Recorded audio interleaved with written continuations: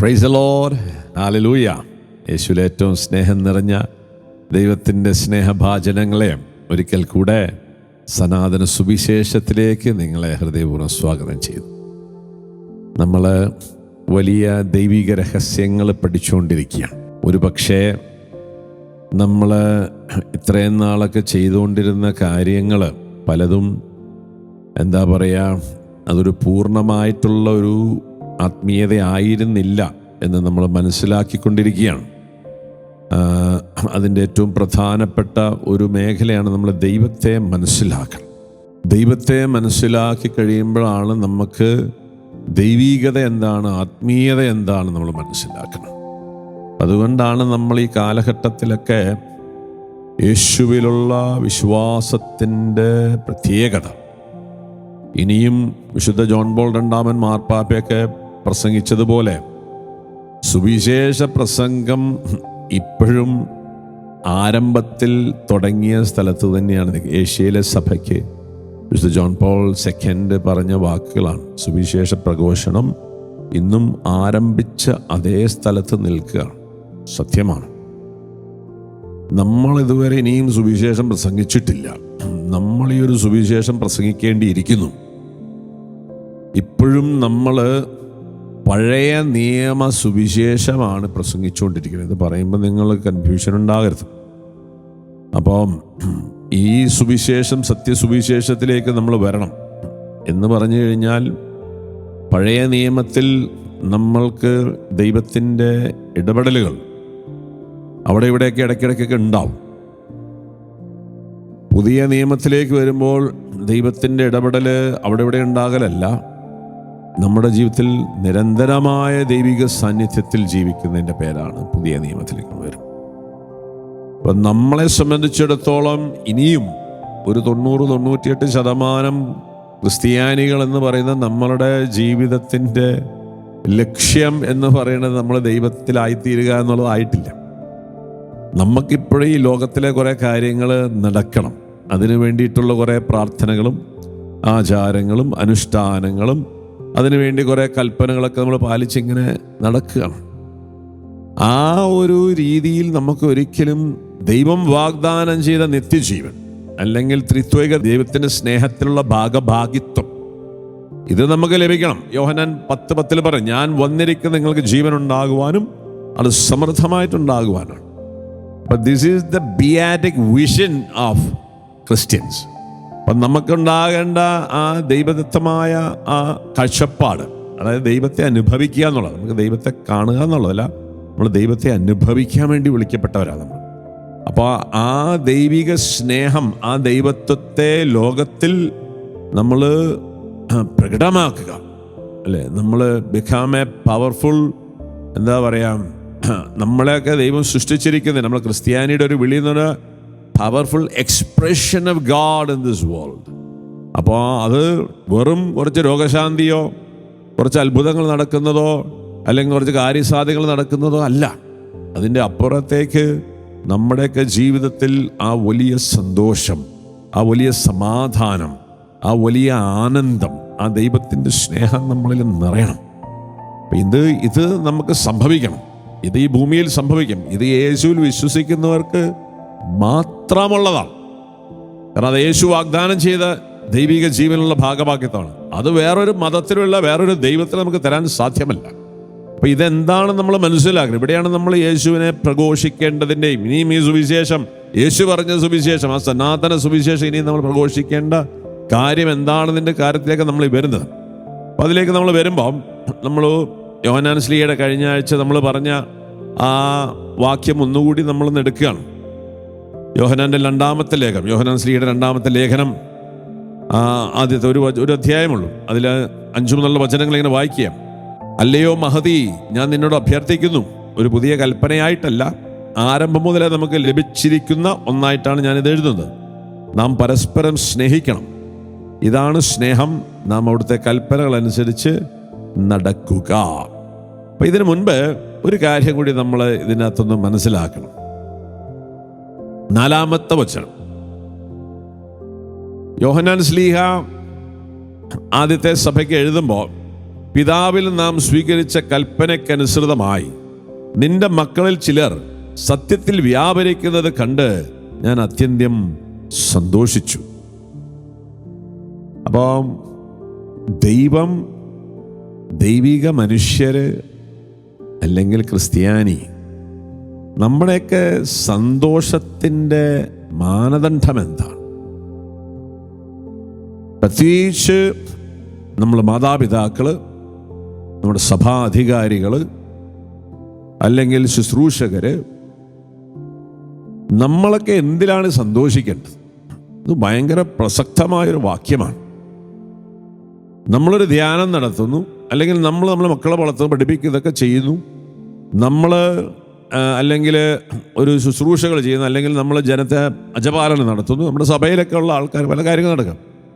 നമ്മുടെ സന്തോഷത്തിൻ്റെ വിഷയം എന്താണെന്നുള്ളതാണ്. നമ്മുടെ സന്തോഷത്തിൻ്റെ വിഷയം ദൈവികമല്ല. അപ്പം ഇവിടെയാണ് നമുക്കൊക്കെ വലിയൊരു മാനസാന്തരം വരേണ്ട ആവശ്യകതയുണ്ട്. ഇന്ന് സഭ, ക്രിസ്തീയത ഇന്നിങ്ങനെ ഒന്നിനും വേണ്ടാത്തൊരു ചവറായി, അല്ലെങ്കിൽ ഉറകെട്ടുപോയ ഉപ്പായി, ഒന്നിനും ആവശ്യമില്ലാത്തൊരു സമൂഹമായി നമ്മൾ മാറുന്നത് നമ്മളിപ്പോഴും ഈ ലോകത്തിൻ്റെതായൊരു രീതിയിൽ ജീവിച്ചുകൊണ്ടിരിക്കുന്നതുകൊണ്ടാണ്.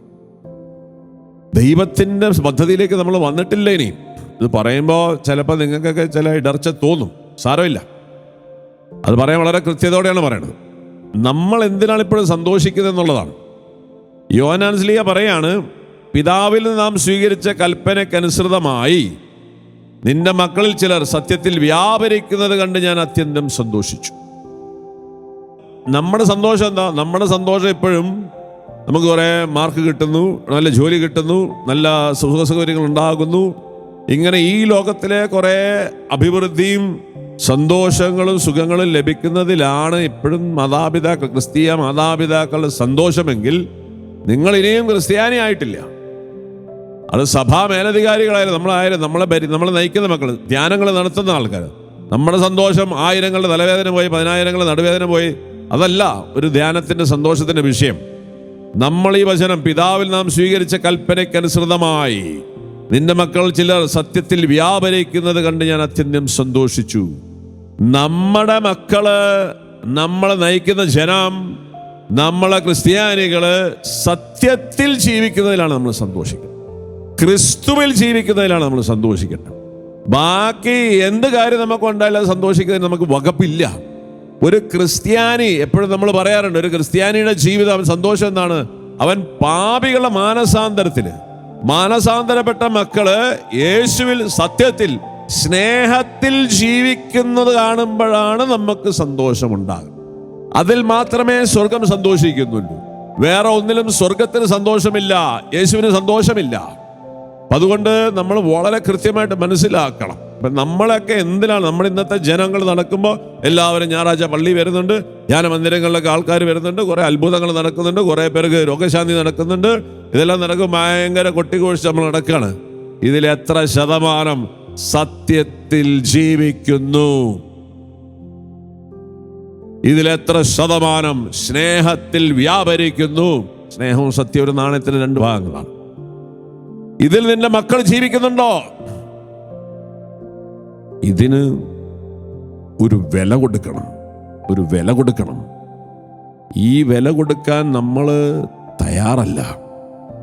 നമ്മളിപ്പോഴും പിശാചിനാൽ വഞ്ചിക്കപ്പെട്ട് എന്തൊക്കെയോ നമ്മുടെ നാട്ടിലും, നമ്മുടെ സഭയിലും, നമ്മുടെ കൂട്ടായ്മയിലും, നമ്മുടെ ധ്യാനമന്ദിരങ്ങളിലൊക്കെ നടക്കുന്നതിൽ സന്തോഷിക്കാം, നമ്മുടെ മക്കളിലും. അപ്പൊ ഈ മക്കൾ ഇന്ന് ലോകത്ത് സംഭവിച്ചുകൊണ്ടിരിക്കുന്ന ഈ കെടുതികൾ ഒക്കെ വലിയ മുന്നറിയിപ്പാണ്. ഇവിടെയാണ് ഈ സുവിശേഷ പ്രഘോഷണത്തിന്റെ, അല്ലെങ്കിൽ ഈ സത്യങ്ങൾ നമ്മൾ പറയേണ്ടതിന്റെ ആവശ്യകത. നാളെ ഒരു ഭൂമികുലുക്കം ഉണ്ടാകുമ്പോൾ, ഒരു മിസൈൽ വന്ന് വീഴുമ്പോൾ, അല്ലെങ്കിൽ ഒരു വെള്ളപ്പൊക്കം ഉണ്ടാകുമ്പോൾ, ഒരു മഹാമാരി വരുമ്പോൾ, നീ ദൈവത്തിന്റെ കൂടെ അല്ലെങ്കിൽ, ദൈവത്തിൽ അല്ലെങ്കിൽ, അത് നിന്നെ കൊണ്ട് പോകും. അപ്പൊ അതുകൊണ്ട് പഴയ നിയമത്തിലെ പെട്ടകം യേശുവിന്റെ മാതൃകയാണ്, രക്ഷയുടെ അടയാളമായിട്ട് നിൽക്കുന്നതാണ്. ആ പെട്ടകത്തിൽ നമ്മൾ വസിക്കണം, അതിലായിരിക്കണം നമ്മൾ. എങ്കിൽ മാത്രമേ ഈ പ്രളയത്തിൽ നമുക്ക് രക്ഷപ്പെടുകയുള്ളൂ. അപ്പം അതുകൊണ്ട് ഇന്നും ദൈവം ഈ ക്രിസ്ത്യാനികളായ നമ്മളോട്, അല്ലെങ്കിൽ ജനത്തോട് വലിയ കരുണ കാണിക്കുകയാണ്. അപ്പൊ ഈ ലോകത്തിൽ ഇങ്ങനെ വലിയ ദുരന്തങ്ങളും ദുരിതങ്ങളും വന്നുകൊണ്ടിരിക്കുമ്പോൾ നമ്മളിങ്ങനെ വെറുതെ പള്ളിയിൽ പോയി കുറെ പ്രാർത്ഥിച്ച് ഇപ്പോഴും ഈ ലോകത്തിന്റെ കുറെ കാര്യങ്ങൾ നേടുന്നതിൽ സന്തോഷിച്ചുകൊണ്ട് ഇരിക്കുന്ന ഒരു വ്യക്തിയാണോ, നിന്റെ മേൽ ഈ വലിയ വിനാശം വരാൻ പോവാണ്. അതുകൊണ്ട് നമ്മൾ ശ്രദ്ധിക്കണം. നമ്മൾ പെട്ടകത്തിലായിരിക്കണം. ക്രിസ്തുവിലായിരിക്കണം. ക്രിസ്തുവിലായിരിക്കുക എന്ന് പറയുന്ന അർത്ഥം എന്താണ്? ദൈവത്തിൽ കൂടെ ആയിരിക്കണം, സ്നേഹത്തിലായിരിക്കണം. അല്ലാതെ നമ്മൾ പള്ളിയിൽ കയറി ഇരുന്നത് കൊണ്ടോ, കുറെ ജപമാല ധരിച്ചത് കൊണ്ടോ, കുറെ പ്രാർത്ഥിച്ചത് കൊണ്ടോ ഒന്നും നമ്മുടെ ജീവിതത്തിൽ ഈ രക്ഷ, ഈ കിടക്കുന്ന പ്രശ്നങ്ങൾ നമ്മൾ മോചിക്കപ്പെടില്ല. അപ്പൊ അതുകൊണ്ട് യോഹന്നാൻ ശ്ലീഹ പറയുന്നത് പോലെ എന്താണ് നമ്മുടെ സ്നേഹ വിഷയം? നമ്മുടെ മക്കള്, നമ്മുടെ കൂടെ നമ്മൾ നേതൃത്വം നൽകുന്ന, നമ്മളെ നയിക്കുന്ന ജനത, അല്ലെങ്കിൽ നമ്മൾ ധ്യാനിപ്പിക്കുന്ന മക്കള്, ഇവർക്ക് വലിയ സന്തോഷം ഉണ്ടായോ, ഇവർക്ക് ധ്യാനം കഴിഞ്ഞ് വലിയ അനുഭൂതി ഉണ്ടായോ, ഇവരെ തലവേദന പോയോ, ഇവരെ തൊണ്ടവേദന പോയോ എന്നുള്ളതൊന്നും അല്ല നമ്മുടെ സുവിശേഷ പ്രഘോഷത്തിന്റെ ലക്ഷ്യം. അതുകൊണ്ടാണ് ഇന്നും ഈ വിജാതീയരായവരും അല്ലെങ്കിൽ നിരീശ്വരവാദികള് നമ്മളെ ഇത്രമാത്രം വിമർശിക്കുന്നതിന്റെ കാരണം എന്താ? നമ്മൾ ഈ പൊട്ടത്തരം പറഞ്ഞ് നടക്കുന്നുണ്ട്. ഇതിനൊന്നുമല്ല യേശു ക്രിസ്തു വന്നത്. യേശു ക്രിസ്തു എന്നത് തന്റെ ദൈവിക ജീവനിൽ, ത്രിത്വൈക ദൈവത്തിന്റെ ജീവനിൽ ഭാഗഭാഗിത്വം നൽകാൻ വേണ്ടിയിട്ടാണ് യേശു വന്നിരിക്കുന്നത്. ഇതാണ് നമ്മൾ നൽകുന്ന ക്രൈസ്തവ ജീവിതത്തിന്റെ എസെൻസ് എന്ന് പറഞ്ഞാൽ ഇതാണ്. അല്ല, ക്രൈസ്തവ ജീവിതത്തിന്റെ എസെൻസ് തലവേദന മാറുന്ന രോഗശാന്തി അല്ല, അത്ഭുതങ്ങൾ നടത്തുന്നതല്ല. ഇത് നമ്മൾ വളരെ കൃത്യമായിരിക്കും. എന്ന് വെച്ചാൽ അത്ഭുതങ്ങൾ വേണ്ട, രോഗശാന്തി രോഗിയായി കിടക്കുക എന്നുള്ളതല്ല. നിങ്ങൾ പറയുമ്പോൾ മനസ്സിലാക്കണം, ഞാൻ ഇതിനെല്ലാം എതിരാന്ന് വിചാരിക്കരുത്. അത് നമ്മുടെ കൂടെ നടന്നിരിക്കും. യേശു എവിടെയുണ്ടോ അവിടെ അത്ഭുതം നടന്നിരിക്കും. അതിനുവേണ്ടി നീ അതിന്റെ പുറകെ കിടക്കേണ്ട കാര്യമില്ല. അപ്പൊ നമ്മൾ മർക്കോസ് സുവിശേഷം 2-ാമത്തെ അധ്യായത്തിൽ നമ്മൾ കാണുന്നത് പത്രോസിന്റെ വീട്ടിൽ യേശു വരികയാണ്. യേശു വരുമ്പോൾ അവിടെ ജനം നിറയാണ്. എന്തിനാ ജനം നിറയുന്നത്? യേശു എവിടെയുണ്ടോ അവിടെ അത്ഭുതങ്ങൾ നടന്നിരിക്കും. അപ്പൊ ഇന്ന് നമ്മുടെ ആവശ്യം എന്താണെന്ന് വെച്ചാൽ, നമുക്ക് അത്ഭുതം നടക്കലല്ല നമ്മുടെ ജീവിതത്തിന്റെ ലക്ഷ്യം. നമ്മുടെ ജീവിതത്തിൽ യേശു ഉണ്ടോ? നിന്റെ കുടുംബത്തിൽ യേശു ഉണ്ടോ? നിന്റെ മക്കളിൽ യേശു ഉണ്ടോ? എങ്ങനെ അറിയാം? അവർ യേശുവിൽ വ്യാപരിക്കണം, അവർ സത്യത്തിൽ ജീവിക്കണം, അവർ സ്നേഹത്തിൽ വ്യാപരിക്കണം. ഇതാണ് നമ്മളുടെ വിളിയും തെരഞ്ഞെടുപ്പ് എന്ന് മനസ്സിലാക്കണം. അപ്പൊ ഈ ഒരു സന്തോഷം നമ്മൾ എന്തിനാണ് സന്തോഷിക്കുന്നത് എന്നുള്ളത്, നമുക്ക് ഇപ്പോഴും ഇങ്ങനെ നമ്മൾ ഉപകാരസ്മരണയും കാണാതെ പോയത് മാല കിട്ടിയതും അരഞ്ഞാണം കിട്ടിയതൊക്കെ പറഞ്ഞുകൊണ്ട് നടക്കുകയാണ് ഇപ്പോഴും. അപ്പൊ ഇതിൽ നിന്നൊക്കെ ഒന്ന് മാറി നമ്മൾ ഈ സ്നേഹത്തിൽ ആയിത്തീരണം, സത്യത്തിൽ വ്യാപരിക്കുന്നത് കണ്ട് എനിക്ക് സന്തോഷമാണ്, അല്ലേ? പിതാവിൽ നാം സ്വീകരിച്ച കൽപ്പനയ്ക്കനുസൃതമായി നിന്റെ മക്കളിൽ ചിലർ സത്യത്തിൽ വ്യാപരിക്കുന്നത് ഞാൻ അത്യന്തം സന്തോഷിച്ചു. എന്താണ് ഈ പിതാവിൽ നിന്ന് ലഭിച്ച കൽപ്പന? നമ്മൾ മനസ്സിലാക്കണം. അല്ലയോ മഹദി, ഞാൻ നിന്നോട് അഭ്യർത്ഥിക്കുന്നു, ഒരു പുതിയ കൽപ്പനയായിട്ടല്ല, ആരംഭം മുതലേ നമുക്ക് ലഭിച്ചിരിക്കുന്ന ഒന്നായിട്ടാണ് ഞാൻ ഇത് എഴുതുന്നത്. നാം പരസ്പരം സ്നേഹിക്കണം. ഇതാണ് സ്നേഹം. നാം അവിടുത്തെ കൽപ്പനകൾ അനുസരിച്ച് നടക്കുക. കൽപ്പനയാകട്ടെ, ആരംഭം മുതലേ നിങ്ങൾ ശ്രമിച്ചിരിക്കുന്നത് പോലെ സ്നേഹത്തിൽ വ്യാപരിക്കുക. അപ്പൊ നമ്മളും നമ്മുടെ മക്കളും ദൈവസ്നേഹത്തിൽ വ്യാപരിക്കുന്നത് കണ്ടിട്ടാണ് നമ്മൾ സന്തോഷിക്കേണ്ടത്. അല്ലാതെ മക്കൾക്ക് 100-ൽ 100 മാർക്ക് കിട്ടി, ഡിസ്റ്റിങ്ഷൻ കിട്ടി, ഗുഡ്, ദാറ്റ് ഈസ് ഓക്കെ. അതപ്പുറത്തെ ബഷീറിനും കിട്ടിയിട്ടുണ്ട്, അതപ്പുറത്തെ ജാനുവിന് കിട്ടിയിട്ടുണ്ട്, രമേശന് കിട്ടിയിട്ടുണ്ട്, അത് നിരീശ്വരവാദിയായ മക്കൾക്ക് കിട്ടിയിട്ടുണ്ട്. അത് കിട്ടാൻ വേണ്ടി പള്ളിയിൽ പോകണ്ട, അത് കിട്ടാൻ വേണ്ടി കുർബാനയ്ക്ക് പോകണ്ട, അത് കിട്ടാൻ വേണ്ടി ജപമാല ചെല്ലണ്ട, അത് കിട്ടാൻ വേണ്ടി പ്രത്യേക പ്രാർത്ഥനകൾ നടത്തണ്ട. ഇങ്ങനത്തെ വിഡ്ഢിത്തരങ്ങൾ നിർത്തുക നമ്മൾ. That is good. ഈ ലോകത്ത് പഠിക്കുന്ന കാര്യം, നല്ല മാർക്ക് കിട്ടുന്നു, well done my boy, appreciated. നിന്റെ അധ്വാനത്തിനൊക്കെ ദൈവം പ്രതിഫലം തരുന്നു, ഇതിൻ്റെ ഒരു ഭാഗമാണ്. അപ്പോൾ അത് കഴിഞ്ഞ് എന്ത് കിട്ടി? എനിക്കല്ല ജോലി കിട്ടി. ഓ ഗുഡ്, അല്ലേ ലൂയ, പ്രൈസ് ദി ലോർഡ് എന്നൊക്കെ നമ്മളിങ്ങനെ നടക്കുകയാണ്. എന്ത് ജോലി? ഏത് ജോലി? നീ ഏതെങ്കിലും ഒരുത്തൻ്റെ കീഴിൽ ജോലി ചെയ്യും, അല്ല നിന്റെ ജോലി. ക്രിസ്ത്യാനിയുടെ ജോലി എന്താ? ഏതെങ്കിലും ജ്ഞാനവും ബുദ്ധിയുള്ള, ലോകത്തിൻ്റെ ജ്ഞാനവും ബുദ്ധിയുള്ള കീഴിൽ പണിയെടുക്കുക. അല്ലാണ്ട് ഈ സാധനത്തിന് അത് വല്ലതും ഉണ്ടോ ക്രിസ്ത്യാനിക്ക്? പഴയ നമ്മൾ ലൂക്കാസ് സുവിശേഷം പറഞ്ഞോലെ ആ നാട്ടിലെ പ്രമുഖനായ എൻ്റെ പന്നി മേയ്ക്കലാണ് നമ്മുടെ മക്കളുടെ പരിപാടി. അപ്പം ഇതിലല്ല നമ്മൾ സന്തോഷിക്കേണ്ടത്. മനസ്സിലാവുന്നുണ്ടോ? അപ്പം ഈ കാര്യത്തിലേക്കൊരു മാറ്റങ്ങൾ വരണം. ഇത് വന്നില്ലെങ്കിൽ ദുരിതമാണ് മക്കളെ. നിന്റെ പ്രാർത്ഥന, നിന്റെ ഉപവാസം, നിന്റെ ജപമാല, നിന്റെ കുർബാന പോക്ക് ഒക്കെ വേസ്റ്റ് ആവും, എല്ലാം വേസ്റ്റ് ആവും. ഓൾറെഡി വേസ്റ്റ് ആണ്. കാരണം എന്താണെന്ന് വെച്ചാൽ നമ്മൾ ഈ ഇന്നത്തെ ക്രിസ്ത്യാനിയുടെ ജീവിതം നോക്കിയിട്ട് ഏതെങ്കിലും മതത്തിലുള്ള ഏതെങ്കിലും ഒരു സമൂഹത്തിലുള്ള ആൾക്കാർ നമ്മളെ നോക്കിയിട്ട് അപ്രീഷിയേറ്റ് ചെയ്യുന്നുണ്ട്? ഇന്ന് ഇതിനൊരു നല്ല ഉത്തരം നമുക്ക് പറയാൻ പറ്റും. ഇന്ന് ലോകത്ത് ഒരു യുദ്ധം നടക്കുകയാണ്, അല്ലേ? യഹൂദന്റെ യുദ്ധം. ഇന്ന് യഹൂദനെ നോക്കിയിട്ട് ആൾക്കാർ വായ പൊളിക്കുകയാണ്. ഇവൻ എന്തൊരു ബ്രീഡടാ, ഇവൻ ഏതൊരു ജീവിയടാ, ഇവന്മാരെ തൊടാൻ പറ്റുന്നില്ലല്ലോ, ഇവന്മാരുടെ ബുദ്ധി, ഇവന്മാരുടെ ഇന്റലിജൻസ്, ഇവന്മാരുടെ കഴിവുകൾ. സാധനം വെറും ഇങ്ങനെ നടക്കുന്ന കുറേ ആൾക്ക് സാധാരണ മനുഷ്യരാണ്. പക്ഷെ ഇവന്മാർ ചെയ്യുന്ന പ്രവൃത്തികൾ, ഇവരുടെ സ്വാധീനം, ആർക്കെങ്കിലും എന്തെങ്കിലും ചെയ്യാൻ പറ്റുന്നുണ്ടോ? ഐക്യരാഷ്ട്രസഭയ്ക്ക് ഇങ്ങനെ നോക്കുകുത്തിയായിട്ട് നിൽക്കുകയാണ്, ഒരു ചുക്കും ചെയ്യാൻ പറ്റത്തില്ല. അപ്പൊ അത്രയും സുപ്രീം ലെവലില് the most intelligent people in the world today ആരാണ്? ഈ പുസ്തകത്തിൽ എഴുതപ്പെട്ടിരിക്കുന്ന ജനതയാണ്. അപ്പോഴും നമ്മൾക്കൊരു കാര്യം പറയാനുണ്ട്, നമ്മുടെ വിളി അതല്ല. ഓക്കെ, നമുക്കിതിൻ്റെ അപ്പുറത്തേക്കൊരു വിളിയുണ്ട്.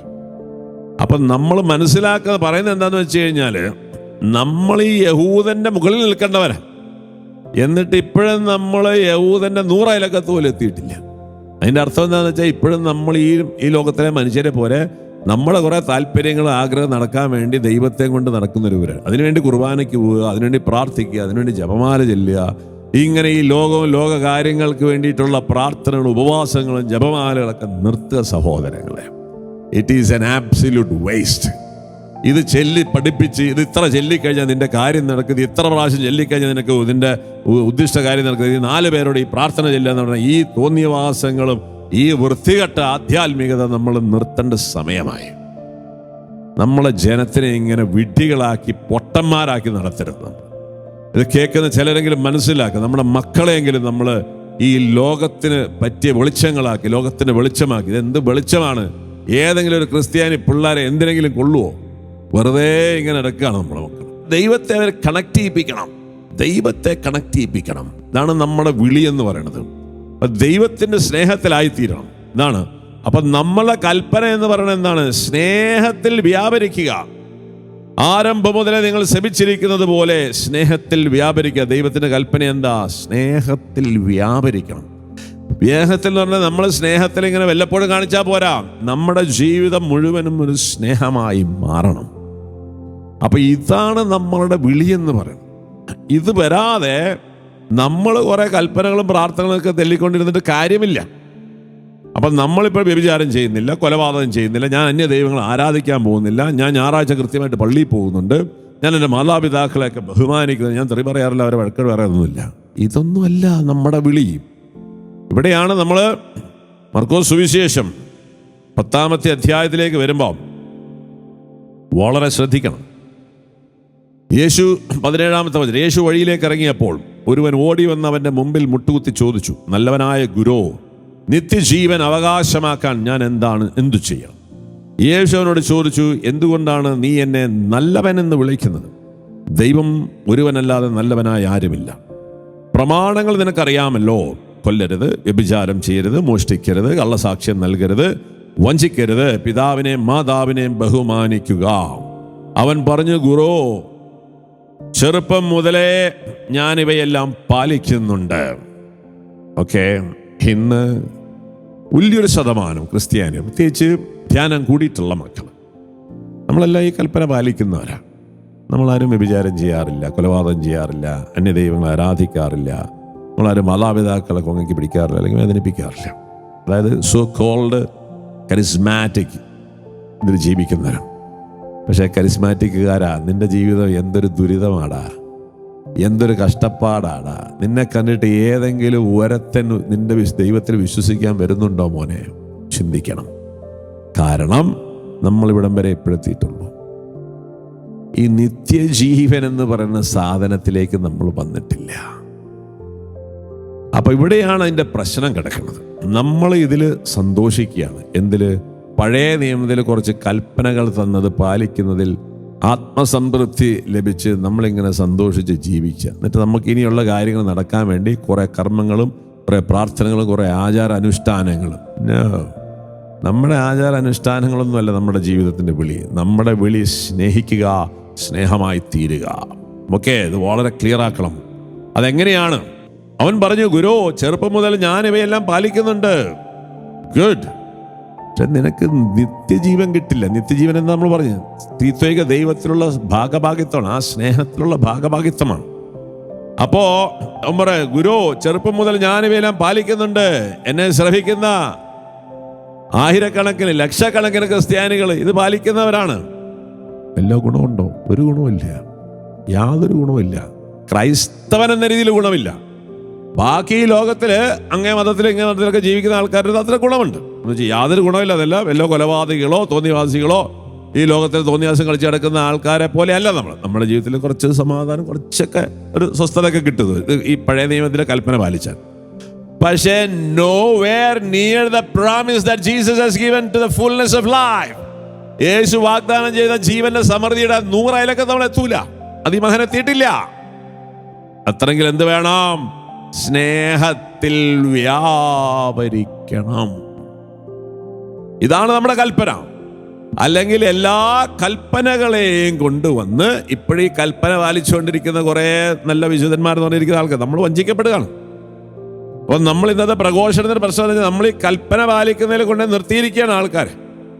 എന്നിട്ട് കുറച്ച് സൗഖ്യങ്ങളും കുറച്ച് ഈ പന്നിയുടെ തവിട് കിട്ടുന്ന നമ്മൾ കുറച്ച് സാധനങ്ങൾ, ലോകത്തിലെ സാധനം കൊടുത്ത് മനുഷ്യരെ ഇങ്ങനെ സുഖിപ്പിച്ചുകൊണ്ടിരിക്കുകയാണ്. ഇങ്ങോട്ട് പോര്, ഇവിടെ വന്നവർ നിന്റെ കാര്യങ്ങൾ എത്തിയിട്ട് പ്രശ്നങ്ങൾ മാറാന്നുള്ളതാണ്. നോ, ഇതിൻ്റെ അപ്പുറത്തേക്കൊരു സ്റ്റെപ്പ് എടുക്കേണ്ടതുണ്ട്. This is the most important step. അപ്പൊ ഇത് കിട്ടണമെങ്കിൽ എന്ത് വേണം? യേശു സ്നേഹപൂർവ്വം അവനെ കടാക്ഷിച്ചുകൊണ്ട് പറഞ്ഞു, നിനക്കൊരു കുറവുണ്ട്. ഈ കുറവാണ് ഇന്ന് ക്രിസ്ത്യാനികളുടെ കുറവ്. ഈ കുറവാണ് ഇന്ന് സഭയുടെ കുറവ്. ഈ കുറവാണ് ഇന്ന് ആത്മീയ ജീവിതം നയിക്കുന്ന നമ്മുടെ എല്ലാവരുടെയും കുറവ്. അല്ലാതെ ആത്മീയ ജീവിതം നയിക്കുന്ന നമ്മളാരും കൊലപാതകളും വ്യഭിചാരവും ഒന്നും ചെയ്യുന്നില്ല, നമ്മൾ ഈ പ്രമാണങ്ങളൊന്നും ലംഘിക്കുന്നില്ല. പക്ഷെ നമ്മുടെ കുറവ് എന്താണ്? ഈ കുറവ് നികത്തണം പ്രിയമുള്ളവരെ. If you want to experience God, if you want to experience the wonderful love and promises of God, ഈ പുസ്തകത്തിൽ 8500 പരം വാഗ്ദാനങ്ങളുണ്ട്. ഈ വാഗ്ദാനങ്ങൾ മുഴുവനും നിന്നിൽ നിറവേറപ്പെടാൻ സ്വർഗം എഴുതി തന്നിരിക്കുന്നതാണ്. അതിങ്ങനെ വെറുതെ ബൈബിളിൽ ഇരിക്കേണ്ട വാഗ്ദാനമല്ല, ഇതെല്ലാം നമുക്ക് ലഭിക്കും. ഇതിൻ്റെ അകത്ത് ഒരു വാസ്റ്റ് മെജോറിറ്റി, അതായത് ഒരു 50 to 60% വാഗ്ദാനങ്ങൾ നമ്മൾ ഈ ദൈവകൽപ്പനകൾ അനുസരിച്ചാൽ നമുക്ക് ലഭിക്കും. പക്ഷേ പ്രത്യേകിച്ച് പുതിയ നിയമത്തിലെ വാഗ്ദാനം, സ്വർഗത്തിൻ്റെ അനുഭവങ്ങൾ, യേശു വാഗ്ദാനം ചെയ്ത കാര്യങ്ങൾ നമുക്ക് അനുഭവിക്കും. ദൈവിക അനുഭവങ്ങൾ നമ്മൾ ഉണ്ടാവണമെങ്കിൽ ഈ കൽപ്പനകൾ പാലിച്ചാൽ പോരാ. അവിടെയാണ് നമ്മൾ അടുത്ത സ്റ്റെപ്പിലേക്ക് നമ്മൾ വരണം. നിത്യജീവൻ, ദൈവസ്നേഹത്തിൻ്റെ, ത്രിത്വിക ദൈവത്തിൻ്റെ സ്നേഹ കൂട്ടായ്മയിലുള്ള ഭാഗഭാഗിത്വം. ഓക്കെ, ഇത് നമ്മൾ സ്വന്തമാക്കണമെങ്കിൽ എന്ത് വേണം? യേശു പറയാണ്, സ്നേഹപൂർവ്വം കടാക്ഷിച്ചുകൊണ്ട് നിനക്കൊരു കുറവുണ്ട്, പോയി നിനക്കുള്ളതെല്ലാം വിറ്റ് ദരിദ്രർക്ക് കൊടുക്കുക, അപ്പോൾ സ്വർഗത്തിൽ നിനക്ക് നിക്ഷേപം ഉണ്ടാവും, പിന്നെ വന്ന് എന്നെ അനുഗമിക്കുക. ഓക്കെ, നിത്യജീവൻ കിട്ടണമെങ്കിൽ യേശുവിനെ അനുഗമിക്കണം. യേശുവിനെ അനുഗമിക്കുന്നതിന് മുമ്പ് നിനക്കുള്ളത് വിറ്റ്, എന്താണ് അതിൻ്റെ അർത്ഥം? എന്താ? നമ്മൾ പരസ്നേഹത്തിൽ വളരണം. നമ്മുടെയൊക്കെ വീടുകളിലിരിക്കുന്ന സാധനങ്ങളൊക്കെ നമ്മൾ കൂട്ടിവെച്ചിരിക്കുന്ന ദൈവാനുഗ്രഹം എന്ന് പറഞ്ഞിരിക്കുന്ന കാര്യങ്ങൾ, ഇവിടെയാണ് നമുക്ക് വലിയൊരു പ്രോബ്ലം. ഇന്ന് ക്രൈസ്തവ കുടുംബത്തിൽ ഈ പ്രശ്നങ്ങളും ദുരിതങ്ങളും, കാരണം ഈ ലോകത്ത് കാണുന്ന എല്ലാ ദുരിതങ്ങളും നമ്മുടെ വീടുകളിലുണ്ട്. ആ ദുരിതങ്ങൾ നമ്മൾ കൊണ്ടുനടക്കുന്നതിൻ്റെ കാര്യം വെച്ചാൽ നമ്മളിപ്പോഴും ഈ പഴയ നിയമകൽപ്പനകൾ പാലിക്കുന്നതാണ് ലോകത്തിലെ എല്ലാ മതങ്ങളും. എല്ലാ മതങ്ങളിലും നമ്മൾ ഉൽപ്പത്തി പുസ്തകത്തിൽ ആ ബാബേൽ ഗോപുരം തകർന്നപ്പോൾ ദൈവം തകർക്കുകയാണ്. അങ്ങനെ ജനതകളെ ലോകത്തിലെ പല സ്ഥലത്തും ചിതറിക്കുകയാണ്. ഈ ചിതറിച്ച ജനങ്ങളെല്ലാം ഈ ലോകത്തിലൊരു സ്ഥലത്ത് എവിടേക്ക് എത്തി? ഇവർക്കെല്ലാം ദൈവം ഒരു ബേസിക് കമാൻഡ്മെന്റ് കൊടുത്തിട്ടുണ്ട്. അപ്പോൾ ഈ ബേസിക് കൽപ്പനകളെല്ലാം പഴയ നിയമ കൽപ്പനകളിൽ ഭൂരിഭാഗം എല്ലാ രാജ്യങ്ങളിലും ഉണ്ട് ഇപ്പോഴും. അത് പാലിച്ച് നമ്മളാരും സ്വർഗത്തിൽ പോവില്ല. അതിനാണ് നമ്മൾ ലോകത്തിൻ്റെ നന്മ എന്ന് പറയുന്നത്. ഈ ലോകത്തിൻ്റെ നന്മ പാലിച്ചിട്ട് നമ്മളാരും സ്വർഗത്തിൽ പോവില്ല. ഈ ലോകത്തിൻ്റെ നന്മയനുസരിച്ച് ജീവിച്ചവനാണ് ഈ ധനികനായ മനുഷ്യൻ. അവന് നിത്യജീവൻ കിട്ടിയില്ല. ഇത് പറഞ്ഞു കഴിഞ്ഞപ്പോൾ എന്താ സംഭവിച്ചത്? അവൻ ഈ വചനം കേട്ട്, ഈ വചനം ഇത്തിരി കട്ടിയാണ്, ഈ സുവിശേഷം ഇത്തിരി കട്ടിയാണ്. ഈ വചനം കേട്ട് അവൻ വിഷാദിച്ച് സങ്കടത്തോടെ തിരിച്ചുപോയി. കാരണം അവന് വളരെയേറെ സമ്പത്തുണ്ടായിരുന്നു. അപ്പം നമ്മൾ മനസ്സിലാക്കേണ്ട ഒരു കാര്യം, അപ്പൊ യേശുവിൽ നമ്മൾ ഇനി എത്തിയിട്ടില്ല. ഇതാണ് അനേകം ക്രിസ്ത്യാനികളുടെ പ്രശ്നം. യേശുവിന്റെ പരിശുദ്ധാത്മാവിന്റെ അഭിഷേകം, the manifestation of the Holy Spirit has to happen in your life on a daily basis. നിന്റെ എല്ലാ പ്രവർത്തനങ്ങളിലും പരിശുദ്ധാത്മാവിന്റെ അത്ഭുതകരമായ ഇടപെടലുണ്ടായി. ഇതാണ് ആദിമ സഭയിലുണ്ടായിരുന്നത്. ഈ അഭിഷേകം നമ്മളിൽ വരണം. ഈ അഭിഷേകത്തിന് പകരം നമ്മൾ നാട്ടുകാർക്ക് കൊടുക്കുന്നത് ഈ ലോകത്തിലെ കുറെ സുഖസന്തോഷങ്ങൾ കിട്ടാൻ വേണ്ടിയിട്ടാണ്. നമ്മൾ യേശുവിന്റെ പേരും പറഞ്ഞ് കൊടുക്കുകയാണ്. ഇതാണ് ഇന്നത്തെ ഏറ്റവും വലിയ ഗതികേട് എന്ന് പറയുന്നത്. ഈ സുവിശേഷ പ്രസംഗം നമ്മൾ നിർത്തേണ്ട സമയം കഴിഞ്ഞു. ഇല്ലെങ്കിൽ തമ്മിൽ നിർത്തിക്കും. ഒരുമാതിരിയൊക്കെ അടഞ്ഞുകൊണ്ടിരിക്കുകയാണ്, എല്ലാ മന്ദിരങ്ങളും അടഞ്ഞുകൊണ്ടിരിക്കുക. അപ്പോ നമ്മൾ ഈ സുവിശേഷത്തിലേക്ക് വരണം. അപ്പൊ ഇതിലേക്ക് വരുമ്പോ അവൻ ഈ വചനം കേട്ട് വിശ്വാസ സങ്കടത്തോടെ പോയി. കാരണം എന്താ? അവന് വളരെയേറെ സമ്പത്തുണ്ടായിരുന്നു. ഈ സമ്പത്ത് നമ്മൾ കളയണം.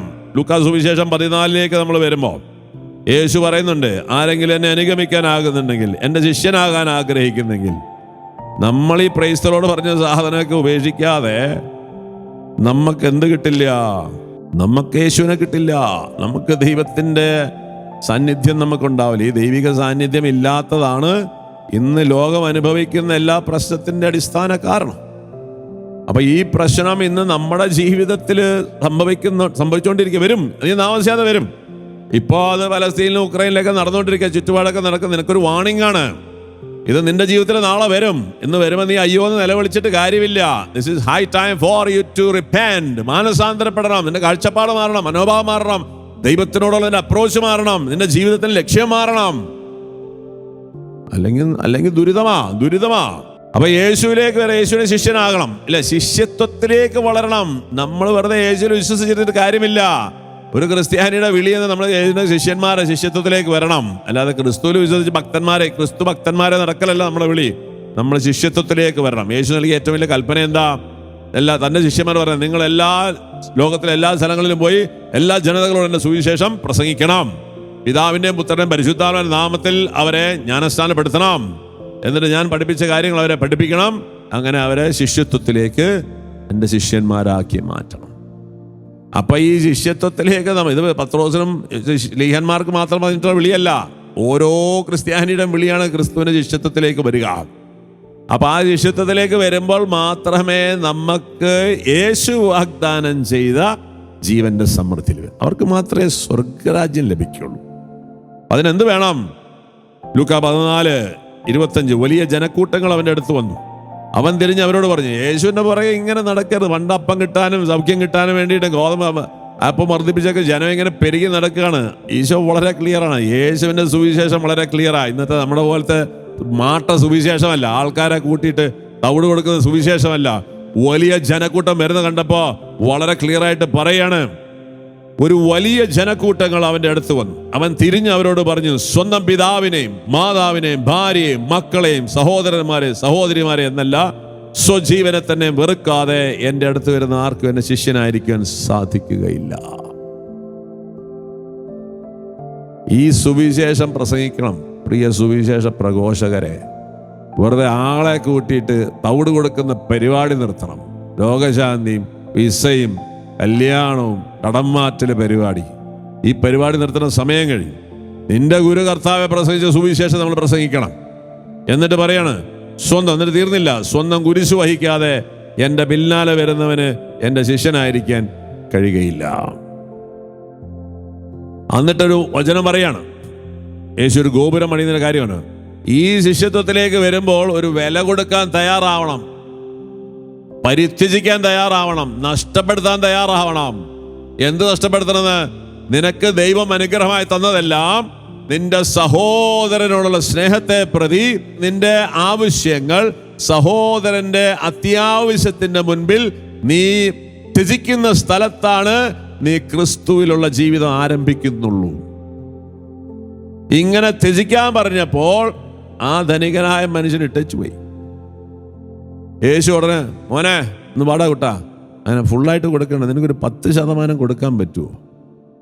ഞാൻ നിന്നെ തള്ളി സ്വർഗത്തിൽ കയറ്റിക്കോളാം. ഇന്നത്തെ നമ്മുടെ സുവിശേഷ പ്രസംഗമൊക്കെ എങ്ങനെയെങ്കിലുമൊക്കെ നമുക്കിങ്ങനെ അഡ്ജസ്റ്റ് ചെയ്തൊക്കെ നിന്ന് വന്നാൽ മതി. നിങ്ങൾക്കൊരു 50 വിശ്വാസ പ്രമാണമൊക്കെ ചെല്ലാവോ? അല്ലെങ്കിൽ ഒരു ദശാംശമൊക്കെ കൊണ്ടുതരാവോ? ഏത് ദശാംശം കൊടുത്തൊന്നും നീ സ്വർഗത്തിൻ്റെ പടിവാതിൽക്കൽ എത്തത്തില്ല. അപ്പൊ അതുകൊണ്ട് നിനക്കുള്ളത് മുഴുവൻ, ക്രിസ്തു ശിഷ്യനാണ്, മുഴുവൻ കൊടുക്കണം. മുഴുവൻ കൊടുക്കാന്ന് പറഞ്ഞ അർത്ഥം എല്ലാം കൂടി കൊണ്ടുപോയി എവിടെയെങ്കിലും കൊടുക്കാന്നുള്ളതല്ല. നമ്മൾ ഇതിനെ ഉപേക്ഷിക്കണം. അതുകൊണ്ട് താഴത്തോട്ട് വരുമ്പോൾ പറയണം, ഇതുപോലെ 33 ഇതുപോലെ തനിക്കുള്ളതെല്ലാം ഉപേക്ഷിക്കാതെ നിങ്ങളിൽ ആർക്കും എൻ്റെ ശിഷ്യനാവുക സാധ്യമല്ല. ഉപ്പ് നല്ലത് തന്നെ, എന്നാൽ ഉറകെട്ട് പോയാൽ അതിനെങ്ങനെ ഉറകൂട്ടും? മണ്ണിനോ വളത്തിനോ അത് ഉപകരിക്കുകയില്ല. ആളുകൾ അത് പുറത്തെറിഞ്ഞ് കളയുന്നു. കേൾക്കാൻ ചെവിയുള്ളവൻ കേൾക്കട്ടെ. അപ്പൊ ഈ ഒരു ദൗത്യത്തിൽ, ഈ ഒരു സ്നേഹത്തിന്റെ പൂർണ്ണതയിലേക്ക് വളരാൻ താല്പര്യമില്ലെങ്കിൽ നമ്മളൊക്കെ ഉറകെട്ടുപോയ ഉപ്പ് പോലെയാണ്. ഇന്നതാണ് അവസ്ഥ. അപ്പോൾ നമുക്ക് ഉള്ളതെല്ലാം, ദൈവം തന്ന അനുഗ്രഹങ്ങളെല്ലാം, നമ്മളൊരു കാലത്ത് പ്രാർത്ഥിച്ചതെല്ലാം ചെയ്ത് കിട്ടി എന്ന് പറഞ്ഞ സാധനങ്ങള്, പ്രൈസ് ദി ലോർഡ് പറഞ്ഞ സാക്ഷ്യം പറഞ്ഞ സാധനങ്ങള് നീ ഉപേക്ഷിക്കാൻ തയ്യാറാവണം. എങ്കിൽ മാത്രമേ നിന്റെ പ്രാർത്ഥന, നിന്റെ ജപമാല, നിന്റെ നൊയമ്പ്, നിന്റെ ഉപവാസം, നിന്റെ ധ്യാനത്തിന് അർത്ഥമുള്ളൂ. ഇത് പറഞ്ഞു കേട്ടപ്പോ ധനികനായ യുവാവിന് നിത്യജീവനും വേണ്ട, ഒന്നും വേണ്ട, അന്തിരിഞ്ഞു പോയി. പ്രിയ സഹോദരങ്ങളെ, സ്നേഹത്തിൽ വ്യാപരിക്കണം. ഓക്കെ, ദൈവത്തിലെത്തണം. നമ്മുടെ ജീവിത ലക്ഷ്യം ഈ ലോകത്തിൽ എന്തെങ്കിലും നേടുന്നതല്ല. നമ്മുടെ ജീവിത ലക്ഷ്യം ദൈവത്തിലായിത്തീരണം. അതെപ്പോഴാണ്? ഇവിടെ വെച്ച് തന്നെ നമുക്കത് സാധ്യമാണ്. ഈ ഭൂമിയിൽ വെച്ച് നമുക്ക് തിരിച്ചു ദൈവത്തിന്റെ സ്നേഹ കൂട്ടായ്മയിൽ ഭാഗഭാഗത്ത് നമുക്ക് ലഭിക്കും. അതതിൻ്റെ പൂർണ്ണതയിൽ എത്തുന്നത് നമ്മുടെ മരണശേഷമാണെന്ന് മാത്രമേ ഉള്ളൂ. ഇങ്ങനെ നമ്മളിൽ ഈ ദൈവിക സാന്നിധ്യം നമ്മൾ കാണുമ്പോൾ, നമ്മൾ ഈ സ്നേഹത്തിന്റെ വ്യാപാരങ്ങൾ നമ്മൾ നടത്തുമ്പോഴാണ് ഈ ക്രിസ്തുവിന് നമ്മൾ സാക്ഷികളാകുന്നത്. അല്ലാതെ നമുക്ക് രോഗശാന്തി കിട്ടി, ജോലി കിട്ടി, മാർക്ക് കിട്ടി, ഇതൊന്നുമല്ല ക്രിസ്തുവിന്റെ സാക്ഷ്യത്തിനുള്ളത്. ഈ സാക്ഷ്യം പരിപാടി നിർത്തുക. ഈ സാക്ഷ്യം പറഞ്ഞ മന്ദിരങ്ങളൊക്കെ പൂട്ടിക്കിടക്കുകയാണ് ഇപ്പോൾ. അതിൻ്റെ അകത്തൊന്നും ഒരു ഈച്ച പോലെ ഒന്നും വരുന്നില്ല. സാക്ഷ്യം പറയേണ്ട സ്നേഹത്തിൽ നമ്മൾ സ്നേഹിക്കണം. നിന്റെ സഹോദരങ്ങളെ സ്നേഹിക്കണം. എങ്ങനെ? നിരന്തരമായി സ്നേഹിച്ചുകൊണ്ടിരിക്കുക. സ്നേഹത്തിൽ നമ്മൾ വ്യാപരിക്കണം. അതൊരു ബലിജീവിതമാണ്. അതൊരു പരിത്യാഗത്തിന്റെ വഴിയാണ്. അത് സ്വയം ശൂന്യവൽക്കരണത്തിന്റെ വഴിയാണ്. ഈ വഴിയിലേക്ക് വരാൻ ക്രിസ്ത്യാനികളെ നമ്മൾ പഠിപ്പിക്കണം. ഇതാണ് സുവിശേഷം. ഇതാണ് ക്രിസ്തു പഠിപ്പിച്ച സുവിശേഷം. ഇതാണ്. ഈ സുവിശേഷത്തിൽ വന്നാൽ മാത്രമേ നമുക്ക് ക്രിസ്തുവിനെ കിട്ടുള്ളൂ. അതുകൊണ്ട് നമുക്കിതിനായിട്ട് ഒരുങ്ങാം. നമ്മുടെ താഴെ വരുന്ന മക്കളൊക്കെ ഈ സ്നേഹത്തിൽ വ്യാപരിക്കുന്നുണ്ടോ? നിന്റെ മക്കള് സത്യത്തിൽ വ്യാപരിക്കുന്നുണ്ടോ? ക്രിസ്തുവിൽ വ്യാപരിക്കുന്നുണ്ടോ? എങ്കിൽ നമുക്ക് സന്തോഷിക്കാം. ഇല്ലെങ്കിൽ നമ്മളൊക്കെ വളരെയധികം ദുഃഖിക്കേണ്ടി വരും. ഇന്ന് എത്രയോ കുടുംബങ്ങള്, എത്രയോ പ്രാർത്ഥന കരിസ്മാറ്റിക്കുള്ള മാതാപിതാക്കള് കരയുന്നു. എന്താണ്? നിങ്ങളുടെ മക്കളുടെ ജീവിതം കണ്ടിട്ട്. കാരണം നിങ്ങളുടെ മക്കളെ നിങ്ങൾ ഈ സത്യത്തിലും സ്നേഹത്തിലും വ്യാപരിക്കാൻ വിട്ടില്ല. നിങ്ങളവരെ ഇങ്ങനെ തവിട് പിണ്ണാക്കം കിട്ടാൻ വേണ്ടി നടന്ന് ഇന്ന് അവരുടെ ജീവിതങ്ങൾ, അവരുടെ ദാമ്പത്യങ്ങൾ അതൊക്കെ കണ്ട് തകർന്ന് തരിപ്പണമായി കിടക്കുന്നുണ്ട്. യേശു പറഞ്ഞതുപോലെ ഉറയില്ലാത്ത ഉപ്പ് നല്ലതാണ്, എന്നാൽ ഉറകെട്ടുപോയ ഉപ്പ് പോലെ നമ്മുടെയൊക്കെ കുഞ്ഞുങ്ങളുടെയും ജീവിതങ്ങളും ദാമ്പത്യങ്ങളും അവരുടെ പ്രൊഫഷനൊക്കെ തകർന്ന് കിടക്കുന്നുണ്ട്. ഇന്ന് കരഞ്ഞുകൊണ്ടിരിക്കുകയാണ്. അതുകൊണ്ട് മാറിയേ പറ്റൂ. മാറിയില്ലെങ്കിൽ വലിയ നാശത്തിലേക്ക് നമ്മൾ വരും. അപ്പോൾ ഈ സുവിശേഷത്തിലേക്ക് നമുക്ക് വരാം. ഇതിൻ്റെ അടുത്ത സ്റ്റെപ്പിലേക്ക് കുറച്ചുകൂടി ആഴത്തിൽ നമുക്ക് അടുത്ത സെഷനിൽ നമ്മൾ മനസ്സിലാക്കുന്നതായിരിക്കും. ദൈവം അനുഗ്രഹിക്കട്ടെ. ഉണരുക, ഉറങ്ങുന്നവനെ ഉണരുക. കർത്താവ് നിന്നിൽ പ്രകാശിക്കും. Praise the Lord. ആമേൻ.